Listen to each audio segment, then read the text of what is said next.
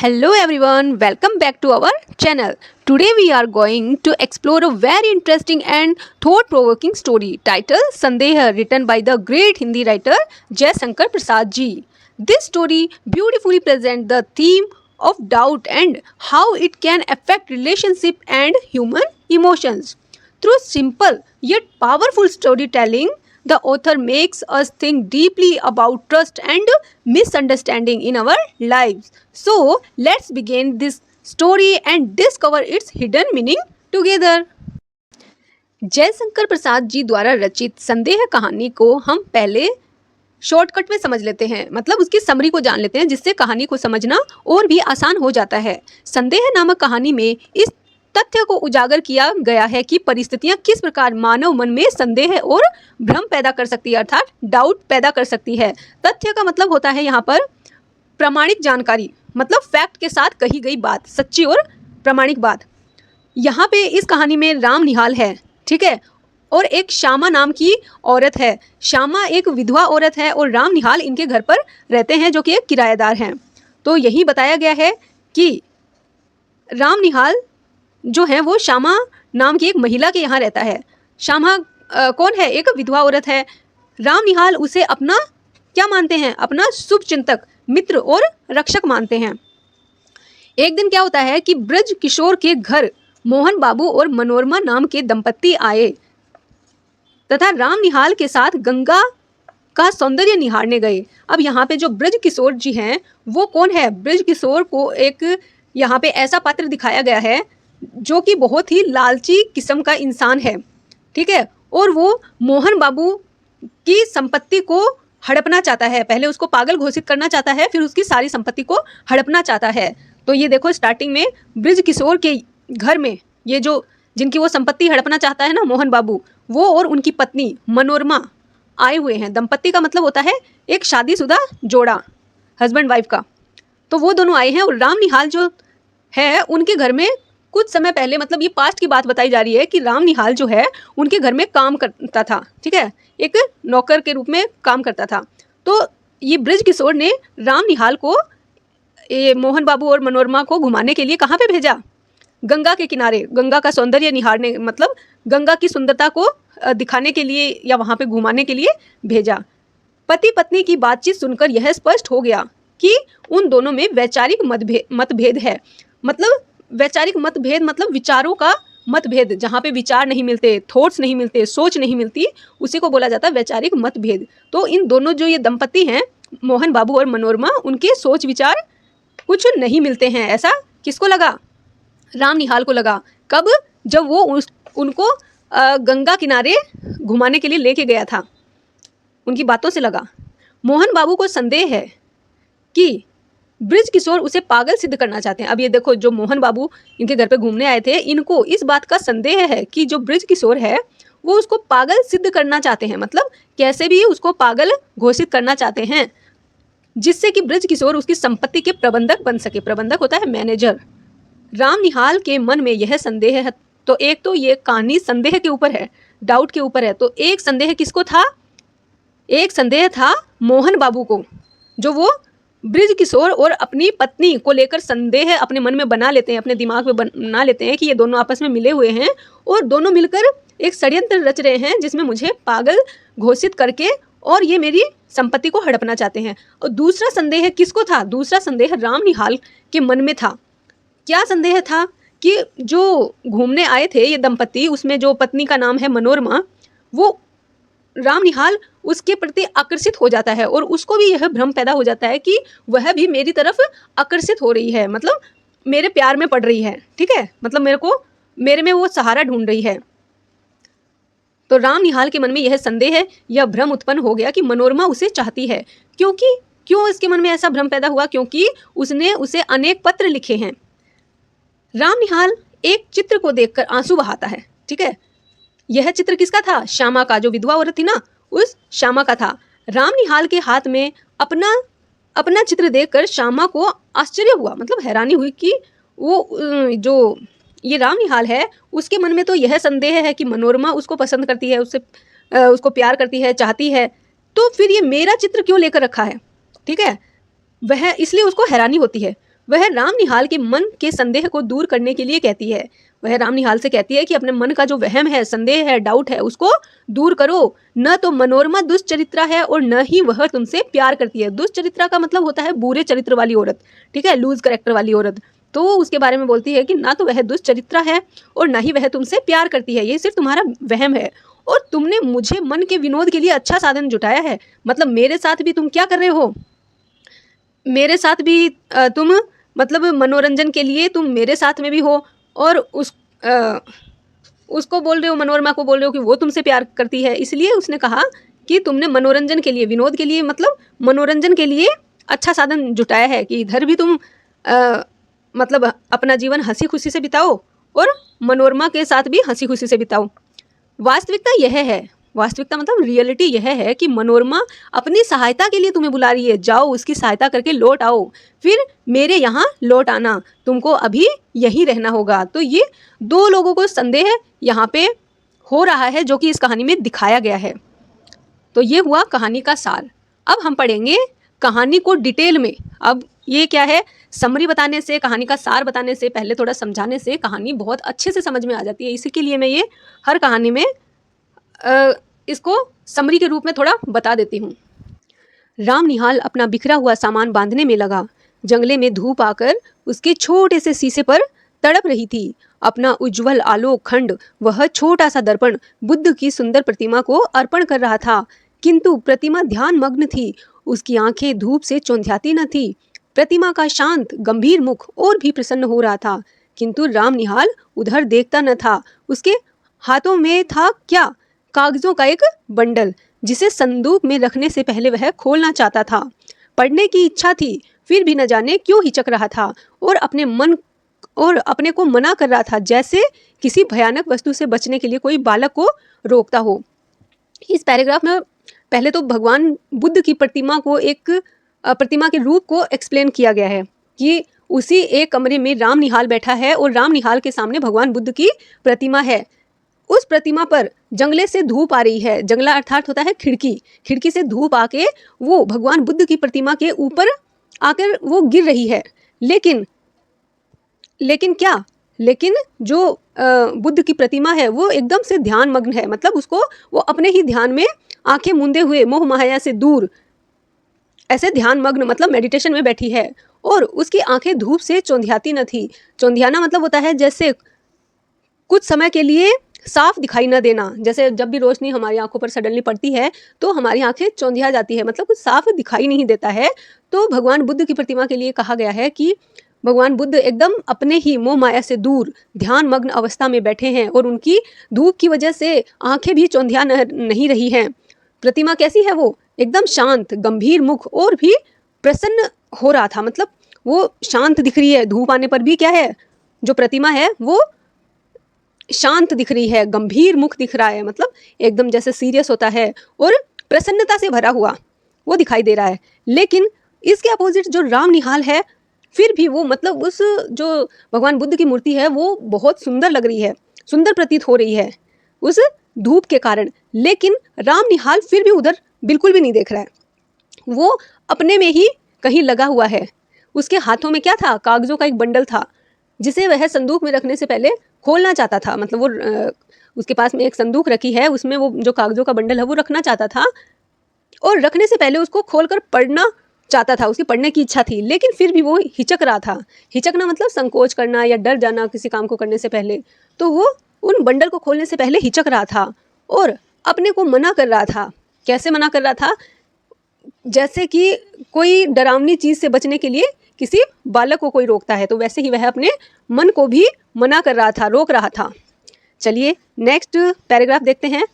Bundle तो रख दिया पर दूसरा बड़ा सा लिफाफा खोल ही डाला। उसने बंडल तो रख दिया था लेकिन जो लिफाफा था उसको खोल ही डाला। एक चित्र उसके हाथों में थी और आंखों में आंसू थे।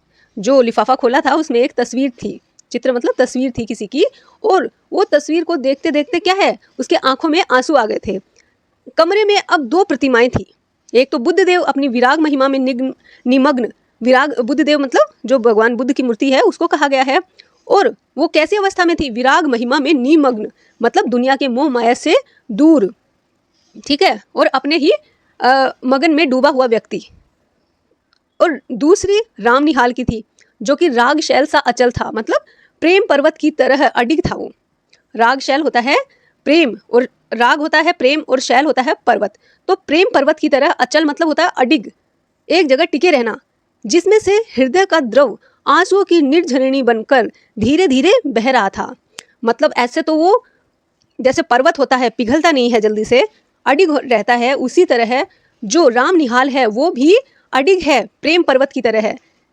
लेकिन उसका जो हृदय है, हृदय का जो द्रव है, जो द्रव क्या है, एक आंसुओं के रूप में वो निर्झरणी, निर्झरणी जिनको बोलते हैं, मतलब एक झरने की तरह है, उसके आंसुओं से वो जो हृदय का द्रव है वो एक झरना बनकर धीरे धीरे बह रहा था।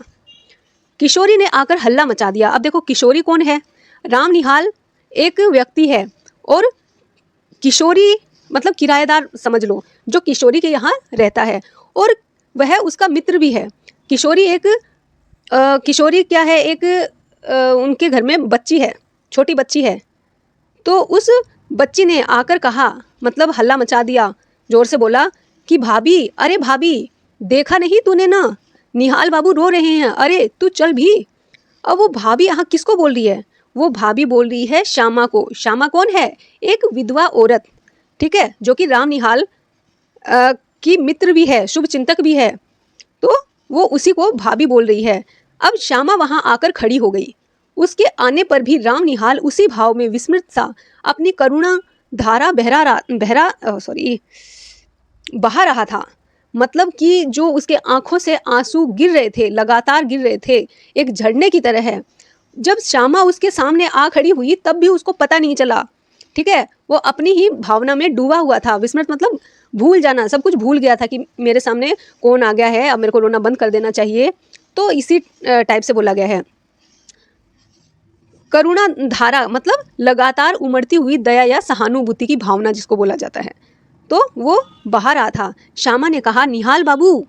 निहाल ने आंखें खोलकर कहा, क्या है, अरे मुझे क्षमा कीजिए। फिर आंसू पोंछने लगा। मतलब पहले तो उसको पता ही नहीं चला, तो सडनली जब वो श्यामा उसको बोली कि निहाल बाबू, तो वो क्या बोला, क्या है, फिर बाद में उसको होश आया, हाँ मैं अपनी भावनाओं में खो गया था। फिर बोला कि अरे मुझे क्षमा कीजिए।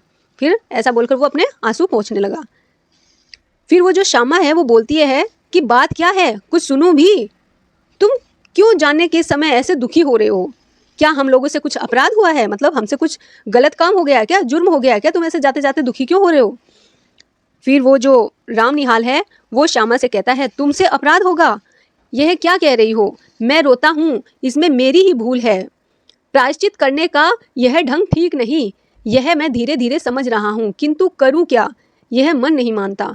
मतलब वो कहता है कि तुम तो क्या ही अपराध करोगी, मैं इसलिए रो रहा हूँ कि मैंने कोई भूल की थी, और रो कर मैं क्या अपने इस काम का प्रायश्चित कर रहा हूँ, उस भूल का प्रायश्चित कर रहा हूँ। लेकिन अब मुझे समझ में आ रहा है कि जो ये मेरा रो कर प्रायश्चित करने का तरीका है वो ठीक नहीं है, लेकिन करूँ भी तो क्या करूँ, ये जो मेरा मन है वही नहीं मानता है। श्यामा जैसे सावधान हो गई। अब श्यामा है वो सावधान हो गई। उसने पीछे फिरकर देखा कि किशोरी खड़ी है। अब श्यामा ने, वो समझदार थी श्यामा, तो उसने देखा कि भाई किशोरी के सामने इतना डिटेल में पूछना ठीक नहीं है, बात यहाँ पे भावनात्मक हो रही है। तो श्यामा ने कहा, जा बेटी, कपड़े धूप में फैले हैं, वहीं बैठ। किशोरी चली गई। अब जैसे सुनने के लिए प्रस्तुत होकर श्यामा एक चटाई खींचकर बैठ गई। मतलब किशोरी को तो उसने भेज दिया एक बहाना बनाकर, और चटाई खींचकर वहाँ पर वो सुनने के लिए, राम निहाल की बातें सुनने के लिए तैयार हो गई थी। उसके सामने छोटी सी बुद्ध प्रतिमा सागवान की सुंदर मेज पर धूप के प्रतिबिंब में हंस रही थी। जब वो बैठी थी ना, तो उसके सामने उसी कमरे में भगवान बुद्ध की प्रतिमा भी थी। प्रतिमा मतलब होता है मूर्ति, और सागवान क्या है, लकड़ी है। तो वो जो सुंदर मेज बताई गई है वो कौन सी लकड़ी से बनी थी, सागवान लकड़ी से। तो इसीलिए लिखा है सागवान की सुंदर मेज पर, और जो भगवान बुद्ध की प्रतिमा थी उस पर जो धूप का प्रतिबिंब पड़ रहा था, परछाई पड़ रही थी, तो उसकी वजह से ऐसे लग रहा था जैसे वो बुद्ध की प्रतिमा है वो हंस रही थी। अब आगे देखो, राम निहाल कहने लगा, श्यामा, तुम्हारा कठोर व्रत वैधव्य का आदर्श देखकर मेरे हृदय में विश्वास हुआ कि मनुष्य अपनी वासनाओं का दमन कर सकता है, किंतु तुम्हारा अवलंब बड़ा दृढ़ है। तुम्हारे सामने बालकों का झुंड हंसता खेलता लड़ता झगड़ता है, और तुमने जैसे बहुत सी देव प्रतिमाएं श्रृंगार से सजाकर हृदय की कोठरी को मंदिर बना दिया, किंतु मुझको वह कहाँ मिलता। तो इसमें यहाँ पर किसके, श्यामा के आत्म संयम मतलब सेल्फ कंट्रोल, दृढ़ संकल्प और इच्छाओं पर नियंत्रण की प्रशंसा की गई है। इस पैसेज में जो राम निहाल है वो श्यामा का जो चरित्र है उसमें आत्म संयम है, दृढ़ संकल्प है और अपनी इच्छाओं को कंट्रोल में करने की ताकत है, तो उसी की प्रशंसा राम निहाल यहाँ पे कर रहा है। और इसी वजह से वो कहता है कि तुम्हारा कठोर व्रत मतलब मजबूत संकल्प, वैधव्य का आदर्श देखकर, वैधव्य मतलब होता है विधवापन, जब किसी का पति मर जाता है किसी औरत का तो उसी को वैधव्य जीवन बोलते हैं। वैधव्य का आदर्श देखकर मेरे हृदय में विश्वास हो गया, मतलब तुम्हारा इतना मजबूत तुम कैसे हो, ठीक है, तुमने अपनी इच्छाओं पर नियंत्रण कैसे कर रखा है, तुमको देखकर मेरे हृदय में विश्वास हो गया है कि मनुष्य अपनी वासनाओं का दमन कर सकता है। मतलब अपनी इच्छाओं पर दमन करना मतलब काबू पा लेना, अपनी इच्छाओं पर काबू पा लेना या अपनी इच्छाओं को हरा देना। वासनाएं मतलब होती है इच्छाएं, तो वासनाओं का दमन कर सकता है, किंतु तुम्हारा अवलंब जो है वो बड़ा ही दृढ़ है। अवलंब क्या होता है? अवलंब होता है सहारा, मतलब ये है कि तुम इस रास्ते पर बड़ी दृढ़ता से टिकी हो, ये तुम्हारे अंदर ही ये चीज है, दृढ़ शक्ति है। तुम्हारे सामने तो बालकों का झुंड हंसता है, खेलता है, लड़ता है, झगड़ता है, लेकिन तुमने जैसे बहुत सी देव प्रतिमाएं श्रृंगार से सजाकर हृदय की कोठरी को मंदिर बना दिया हो, मतलब जैसे सुंदर भावनाओं से सजा हुआ एक मंदिर तुम्हारे हृदय में निवास करता है, किंतु मुझको वह कहाँ मिलता। मतलब कहने का मतलब ये है कि इतनी जो तुम्हारे अंदर जो अपनी वासनाओं को कंट्रोल करने की शक्ति तुम्हारे अंदर है वो मेरे अंदर तो नहीं है, ये सब मेरे को कहाँ से मिल पाता। अब देखिए आगे, ये थोड़ा सा हार्ड था समझने में। भारत के भिन्न भिन्न प्रदेशों में छोटा मोटा व्यवसाय, नौकरी और पेट पालने की सुविधाओं को खोजता हुआ जब तुम्हारे घर में आया तो मुझे विश्वास हुआ कि मैंने घर पाया है। मतलब यहाँ जो राम निहाल है वो भारत के अलग अलग प्रदेशों में घूम चुका है, अलग अलग छोटा मोटा व्यवसाय कर चुका है। इससे पहले जब वो श्यामा के यहाँ रहता था उससे पहले भारत के अनेक अलग अलग प्रदेशों में रह चुका है, छोटा मोटा व्यवसाय भी कर चुका है, बिजनेस भी कर चुका है, नौकरी और पेट पालने की सुविधाओं को खोजता हुआ वह अब कहाँ आ गया है, अब श्यामा के घर पर आकर रहने लग गया है। तब जाके उसको विश्वास हो गया है कि असली घर होता क्या है। अब उसको वो घर जो है घर जैसा लग रहा है।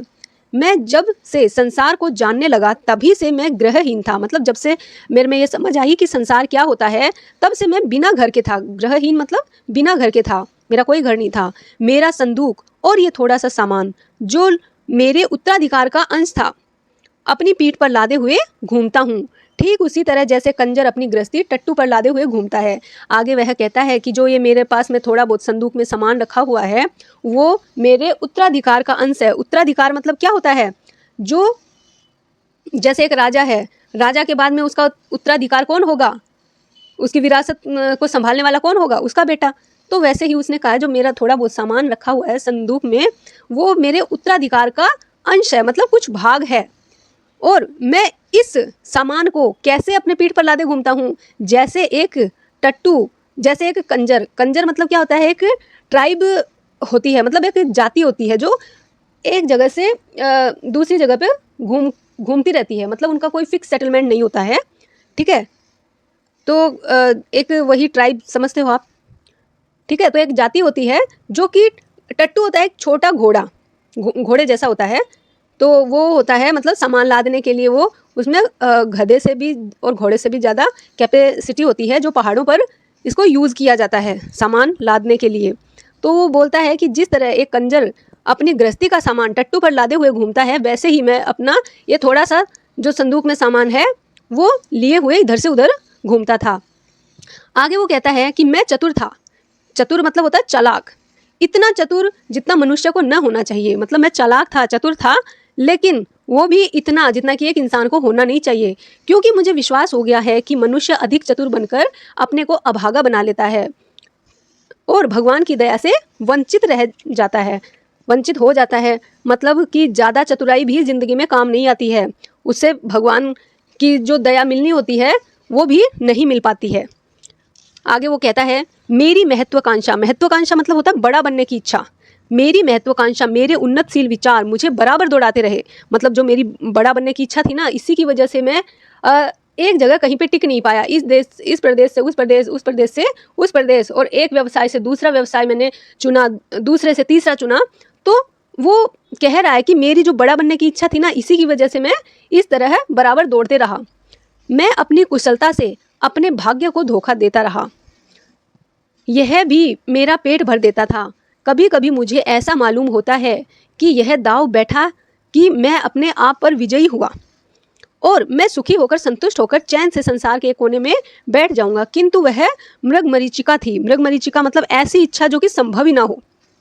वो कभी कभी अपने मन को समझाता कि अब मैं मतलब जो मेरे को मिल रहा है ठीक है, मेरा पेट तो भर रहा है एटलीस्ट, तो वो अपने मन को मनाता था। लेकिन वो बोलता है आगे कि ये मेरी फिर भी एक महत्वाकांक्षा, मेरी बड़ा बनने की इच्छा लगातार मेरे अंदर क्या है, मतलब मेरे को परेशान करते रहती और मेरी मृगमरीचिका बढ़ते जाती थी। ठीक है, इच्छा बढ़ते जाती थी और ये ऐसी इच्छा थी जो कि पूरी भी ना होने वाली थी। मैं अब तक जिनके यहाँ नौकरी करता रहा वे लोग बड़े ही सुशिक्षित और सज्जन हैं। मतलब इससे पहले जहाँ पे वो नौकरी कर रहा था वो लोग कैसे थे, अच्छे पढ़े लिखे थे, सज्जन लोग थे, मुझे मानते भी बहुत हैं। तुम्हारे यहाँ घर का सा सुख है, लेकिन तुम्हारे यहाँ जब से आया हूँ तो ऐसा लगता है एकदम जो घर वाली फीलिंग आती है ना, अपने घर वाली, वो सुख इसको यहाँ पे मिल रहा है। किंतु यह सब मुझे छोड़ना पड़ेगा ही। लेकिन ये आनंद जो मेरे को मिल रहा है, घर का सुख मिल रहा है, इसको भी एक दिन तो मेरे को छोड़ना ही पड़ेगा। इतनी बात कहकर राम निहाल चुप हो गया। तो फिर वो जो श्यामा है वो कहती है, तो तुम काम की एक बात ना कहोगे, व्यर्थ इतनी। मतलब वो बोल रही है कि मैंने तुमसे पूछा था, इतना सा पूछा था कि तुम रो क्यों रहे हो, और तुमने इतनी लंबी चौड़ी जो कहानी है वो सुना दी। ठीक है, तो बोल रही है कि तुम काम की बात कहोगे कि नहीं कहोगे। श्यामा और कुछ कहना चाहती थी, मतलब वो और भी बोलना चाहती थी कि उसे रोककर राम निहाल कहने लग गया। लेकिन जैसे ही श्यामा और आगे कुछ बोलना चाह रही थी, राम निहाल ने उसको रोक लिया और कहने लगा, तुमको अपना शुभ चिंतक कौन होता है, जो हमारा भला सोचता है। और तो वो कहता है, मैं तुमको अपना शुभ चिंतक, मित्र और रक्षक समझता हूँ।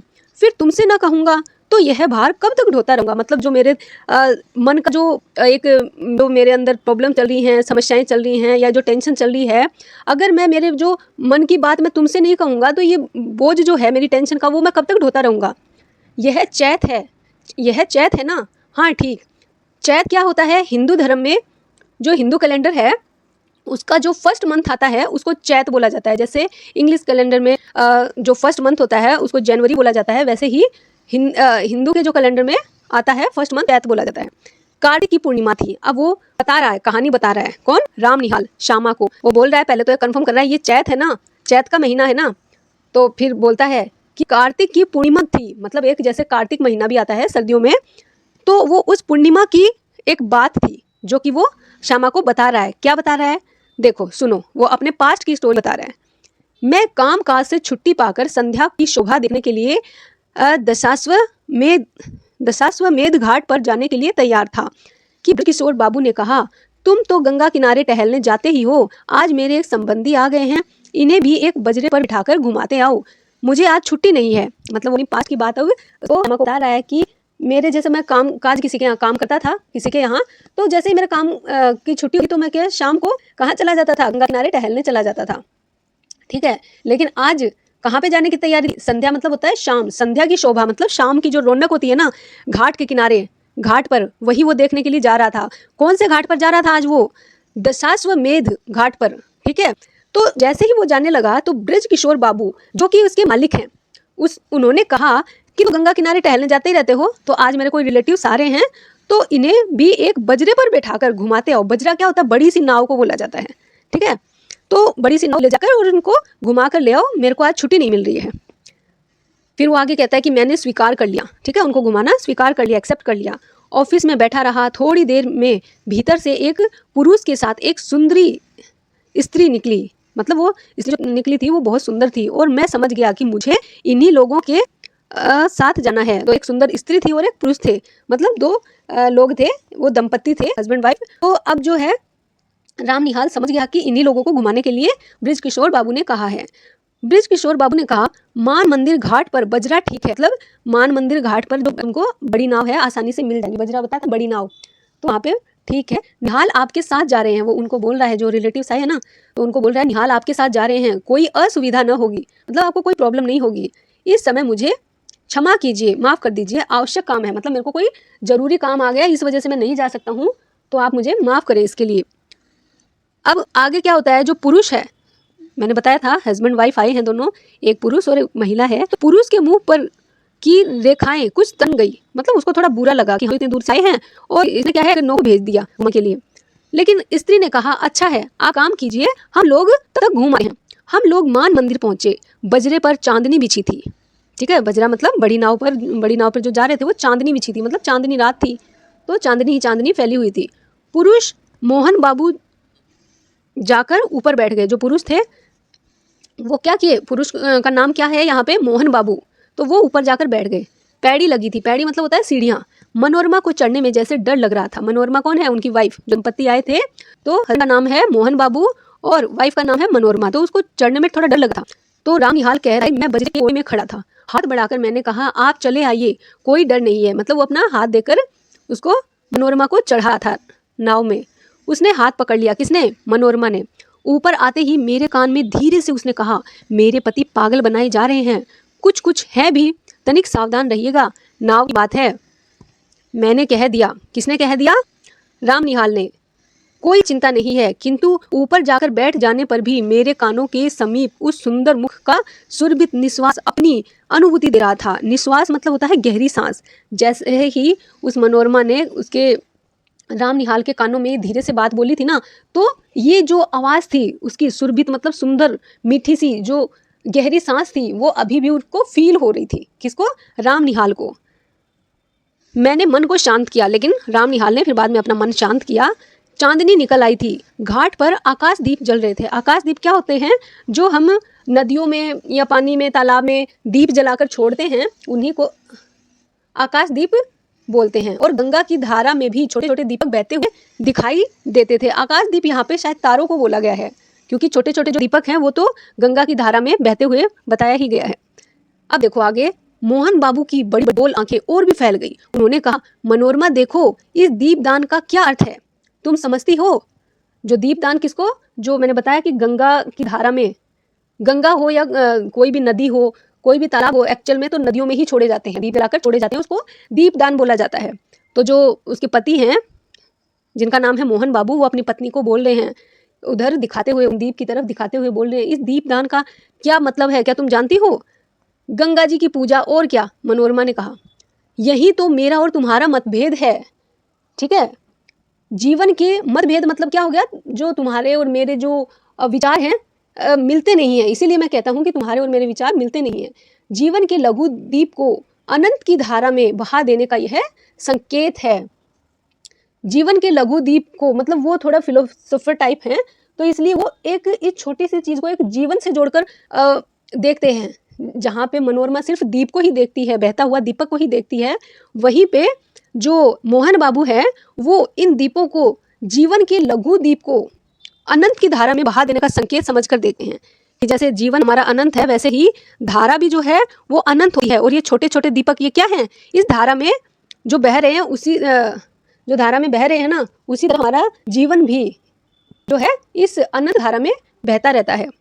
आह, कितनी सुंदर कल्पना, कहकर मोहन बाबू जैसे उच्छ्वसित हो उठे। उनकी शारीरिक चेतना, मानसिक दोनों तरीके से बहुत ही खुश नजर आ रहे थे। मनोरमा ने मेरे कानों में धीरे से कहा, देखा ना आपने। मैं चकित हो रहा था। कौन चकित हो रहा था यहाँ पे, कौन बताओ, राम निहाल। राम निहाल चकित हो रहा था जब वो बोली ना कि देखा आपने। चकित मतलब क्या होता है, हैरान। बजरा पंचगंगा घाट के समीप पहुंच गया। तब हंसते हुए मनोरमा ने अपने पति से कहा, और यह बांसों में जो टंगे हुए दीपक हैं, उन्हें आप क्या कहोगे। धारा में बह रहे थे दीपक, उनके लिए तो आपने कहा था कि जीवन के लघु दीप को अनंत की धारा में बहा देने का यह संकेत है, तो जो बांस पर दीपक टंगे हुए उनको आप क्या बोलोगे। बाबू ने कहा, आकाश भी असीम है, मतलब आकाश की कोई सीमा नहीं है। जीवन दीप को उसी ओर जाने के लिए यह भी संकेत है। तो मतलब जैसे आकाश असीम होता है तो और धारा भी असीम होती है, वैसे ही जो जीवन का दीप है जीवन रूपी दीप है वो उधर जाने के लिए संकेत दे रहा है। फिर हाँफते हुए उन्होंने कहना आरंभ किया, तुम लोगों ने मुझे पागल समझ लिया है, मैं यह जानता हूँ। ओह, संसार की विश्वासघात की ठोकरों ने मेरे हृदय को विक्षिप्त बना दिया। विश्वासघात मतलब क्या होता है? धोखा। विक्षिप्त होता है परेशान, मतलब मुझे संसार ने इतना धोखा दिया है कि मेरा हृदय अब परेशान हो चुका है धोखे खा खा कर। मुझे उसने विमुख कर दिया है, मतलब इन चीज़ों से मेरा मन ऊब चुका कि अब किसी पर विश्वास करना मन ही नहीं का मतलब यह है। मेरे मानसिक विप्लव में मुझे सहायता नहीं दी, मतलब मानसिक तौर पर परेशान था तो मुझे किसी ने सहायता नहीं दी। मैं इस सब के लिए मरा करूं, अब मैं यह नहीं सह सकता, मतलब मैं बार बार किसी के लिए इतना नहीं कर सकता। मेरी कोई सहायता नहीं करता है तो अब मैं भी नहीं करूंगा किसी की। मुझे अकपट प्यार की आवश्यकता नहीं है। अकपट मतलब छली प्यार की जरूरत नहीं है, जिसमें छल होपट हो, ऐसे की मुझे कोई जरूरत नहीं है। जीवन में वह कभी नहीं मिला। तुमने भी मनोरमा, तुमने भी मुझे। ऐसा बोलते हुए वो रुक गए। तभी क्या है, मनोरमा जो थी वो घबरा उठी। उसने कहा, चुप रहिए, आपकी तबीयत बिगड़ रही है, शांत हो जाइए। फिर आगे वो कहते हैं, कौन कहते हैं? उनके पति मोहन बाबू। क्यों शांत हो जाऊं? राम निहाल को देखकर चुप रहूं? वह भी जान जाए, इसमें मुझे कोई भय नहीं है। मतलब अगर राम निहाल भी अगर जान जाता है तो जान जाए, मुझे कोई डर नहीं है। तो लोग छिपाकर सत्य को छलना क्यों बनाते हो? मतलब सत्य जो सच्चाई है उसको क्यों तुम छुपाते हो? मोहन बाबू के श्वासों की गति तीव्र हो उठी। श्वासों मतलब श्वास, जो सांसें होती है ना, सांसों की जो स्पीड है वो तेज हो गई। मनोरमा ने हताश भाव से मेरी ओर देखा। वह चांदनी रात में विशुद्ध प्रतिमा सी निश्चेष्ट हो रही थी। मतलब वो खास मतलब दुखी भाव से मेरी तरफ देखा था। मनोरमा ने किसकी तरफ देखा था? निहाल बाबू की तरफ। अब वो जो चांदनी रात में विशुद्ध प्रतिमा सी निश्चेष्ट हो रही थी। निश्चेष्ट मतलब क्या होता है? जिसमें कोई हलचल नहीं हो। मतलब मनोरमा दुखी होकर शांत भाव से मेरी तरफ देख रही थी। अब आगे देखो क्या होता है। सावधान कहा। किसने कहा? निहाल बाबू ने। मांझी, अब घूम चलो। मांझी किसको कहा जाता है? नाव चलाने वाले को। तो वो उसको आदेश देता है कि अब घूम चलो। कार्तिक की रात चांदनी से शीतल हो चली थी। कार्तिक महीने में वैसे ही ठंडी रात होती है, ठंड के मौसम आ जाते हैं, तो और भी शीतल हो चुकी थी। जो रात थी और भी ठंडी हो चुकी थी। शीतल मतलब ठंडी। नाव जो है मान मंदिर की ओर घूम चली। मैं मोहन बाबू के मुख के संबंध में सोच रहा था। मनोविकार मतलब उनके मन में मोहन बाबू के मन में क्या चल रहा है, मैं उससे रिलेटेड सोच रहा था। कुछ देर चुप रहने के बाद मोहन बाबू फिर अपने आप कहने लगे, ब्रिज किशोर को मैं पहचानता हूँ मनोरमा। उसने हमारे मिलकर षड्यंत्र रचा है। मुझे पागल बना देने का जो उपाय हो रहा है उसे मैं समझ रहा हूँ। ओह, आप चुप न रहेंगे। मैं कहती हूँ यह व्यर्थ का संदेह है, आप मन से निकाल दीजिए या मेरे लिए संख्या मंगा दीजिए, छुट्टी हो। मतलब वो कहती है, इधर जो के पति हैं वो कहते हैं कि जो तुम किनके साथ में, किशोर के साथ में मिलकर जो षड्यंत्र रचा रही हो, मतलब साजिश कोई रचा रही हो ना, मुझे पागल घोषित करने के लिए, मुझे पागल बनाने के लिए। बात काटती हुई कहती है कि आप चुप नहीं रहेंगे क्या? ये तो आप फालतू का संदेह कर रहे हैं, आप कर रहे हैं मुझ पर। तो या तो आप अपने मन का जो वहम है बदल दीजिए कि ऐसा कुछ भी नहीं, आपके खिलाफ कोई षड्यंत्र रच रही हूँ, और या फिर मेरे यहाँ बता दीजिए। संख्या होता है एक तरह का जहर या विष, ठीक है। तो बोलती है कि मेरी छुट्टी हो जाए, मेरे को सब सुनना नहीं पड़ेगा। आगे फिर जो उनके पति हैं स्वस्थ होकर बड़ी कोमलता से मोहन बाबू कहने लगे। मतलब फिर वो थोड़ा सा चेंज करके, माहौल को चेंज करके, माइंड को चेंज करके कोमलता से बोले। क्या बोले? और उसको बोले, अपनी पत्नी को बोले, माँ को, तुम्हारा अपमान होता है, सबने मुझे यह बातें नहीं कहनी, यह तो मेरा अपराध, मतलब मेरे से गलती हो गई, मुझे क्षमा करो मनोरमा। सचमुच मनोरमा के कोमल चरण मोहन बाबू के हाथ में थे। अब जो मतलब मनोरमा के कोमल चरण मतलब होता है पैर, तो कोमल पैर थे वो मोहन बाबू के हाथ में थे। मतलब मनोरमा के पैरों को हाथ लगाते हुए ऐसा वह बोल रहा था कि मेरी गलती हो गई, मेरे को माफ कर दो। वह पैर पीछे खिसकी तो मेरे शरीर से उसका स्पर्श हो गया। जैसे ही अपने पैर छुड़ाते हुए, अपने उसका पति जो पैर पकड़ रखा था वो पैर छुड़ा रही थी तो थोड़ा पीछे हुई, पीछे खिसकी, और जैसे ही पीछे खिसकी, पीछे राम निहाल बैठा था, तो उसका स्पर्श हो गया, मतलब टच हो गया था।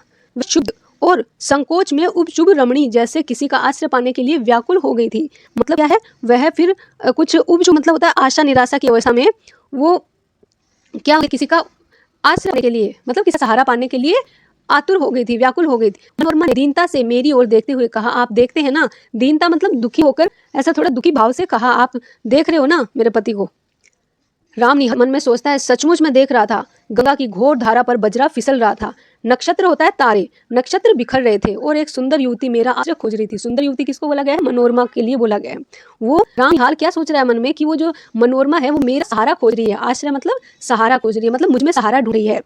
अपनी सब लज्जा और अपमान लेकर वह दुर्वह संदेह भार से पीड़ित स्त्री कहती थी कि आप देखते हैं ना, तब मानो मुझसे प्रार्थना करती थी कि कुछ मत देखो, मेरा व्यंग उपहास देखने की वस्तु नहीं है।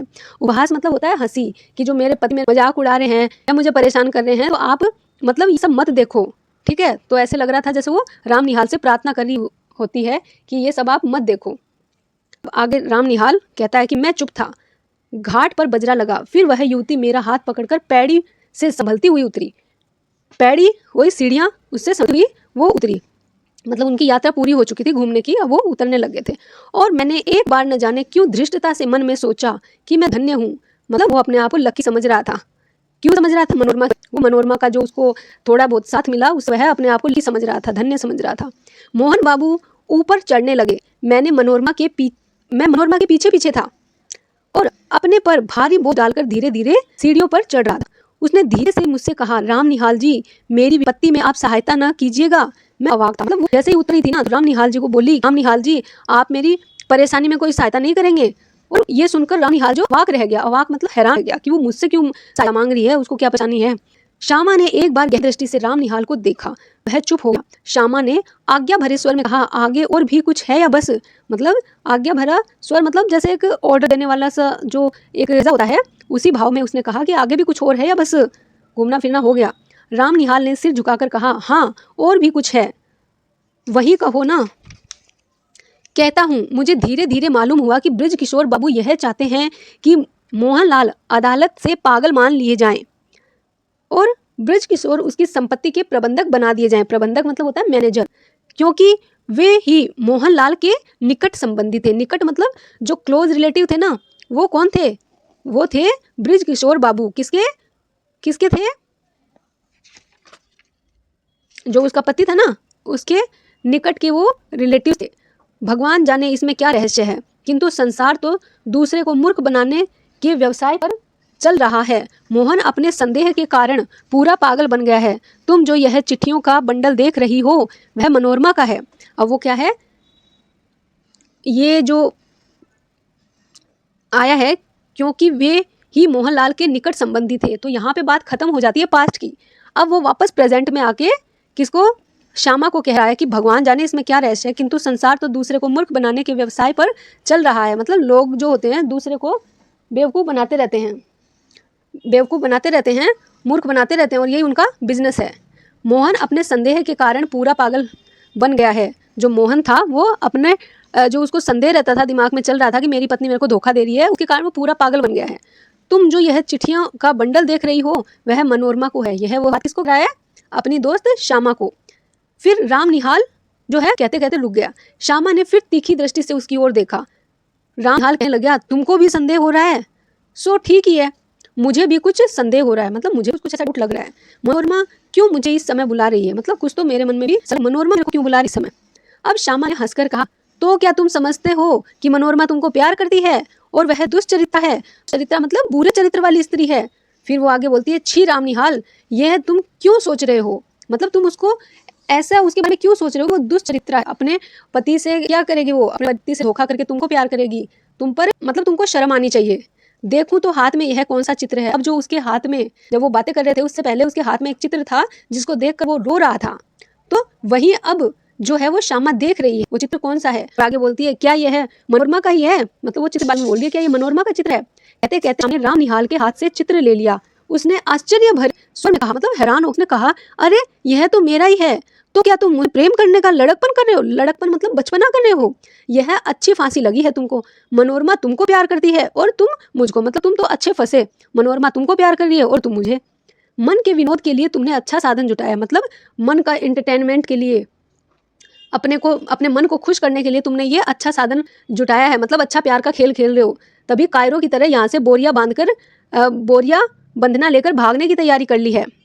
राम निहाल हतबुद्धि अपराधी सा श्यामा को देखने लगा, जैसे उसे कहीं भागने की राह न हो। अब जो था राम निहाल श्यामा की बातें सुनकर उसको एकदम परेशान सा हैरान सा होकर देखने लग गया, और ऐसे लग रहा था जैसे उसको कोई भागने का रास्ता ही नहीं मिल रहा। श्यामा दृढ़ स्वर में कहने लगी, मतलब सॉलिड आवाज में बोलने लगी, निहाल बाबू, प्यार करना बड़ा कठिन है। तुम इस खेल को नहीं जानते, इसके चक्कर में पड़ना मत। हाँ, एक दुखिया स्त्री तुमको अपनी सहायता के लिए बुला रही है, जाओ उसकी सहायता करके लौट आओ, तुम्हारा सामान यही रहेगा, तुमको अभी यही रहना होगा, समझे? अभी तुमको मेरी संरक्षण की आवश्यकता है, मतलब मेरी जरूरत है तुमको, ठीक है, मेरे संरक्षण में रहने की जरूरत है। उठो, नहा धो लो, जो ट्रेन मिले उससे पटना जाकर ब्रज किशोर की चालाकियों से मनोरमा की रक्षा करो और फिर मेरे यहाँ चले आना। यह सब तुम्हारा भ्रम था, संदेह था। राम निहार धीरे से उठकर नहाने चला गया। आई होप यह कहानी आपको पसंद आई होगी और आपको समझ में भी आई होगी। अगर नहीं समझ में आई तो इसको वीडियो को दोबारा से आप देखने का प्रयास करें और अगर यह कहानी आपको अच्छी लगे तो प्लीज़ लाइक सब्सक्राइब। चलिए, तो अब हम इस कहानी का उद्देश्य भी जान लेते हैं। अगर क्वेश्चन में उद्देश्य पूछे तो उद्देश्य में भी आप ये सब लिख सकते हो। अगर इस कहानी का संदेश क्या है, ऐसा क्वेश्चन बन के आए तो आप लोग उसमें भी ये सब लिख सकते हो। तो कहानी का उद्देश्य है कि विभिन्न प्रकार की परिस्थितियाँ मतलब सिचुएशन मनुष्य के मन में अलग अलग प्रकार के संदेहों को जन्म देती है, जो प्रायः वास्तविकता से परे होते हैं। मतलब ऐसे ऐसे इंसान के मन में डाउट आ जाते हैं जिनका रियलिटी से कोई भी लेना देना नहीं होता है। उन संदेहों एवं भ्रमों के कारण व्यक्ति के व्यवहार में असंतुलन की स्थिति पैदा हो जाती है। ये संदेह व्यक्ति की मानसिकता को भी प्रभावित करते हैं, मतलब उसके मेंटल स्टेट को भी इफेक्ट करते हैं। इस प्रकार के संदेहों का निवारण आवश्यक है। निवारण मतलब इस तरह के जो डाउट्स मन में आते हैं उनको दूर करना बहुत ज़रूरी होता है। तो आई होप आपको यह कहानी समझ में आई होगी। इसका सार भी मैंने दे दिया है और इसका उद्देश्य क्या है वो भी दे दिया है और मेन कहानी क्या है वो भी मैंने बता दी है इस वीडियो के ज़रिए। तो आपको अगर ये वीडियो पसंद आता है तो प्लीज़ लाइक कीजिए, कमेंट कीजिए, सब्सक्राइब कीजिए और ज़्यादा से ज़्यादा शेयर भी कीजिए। थैंक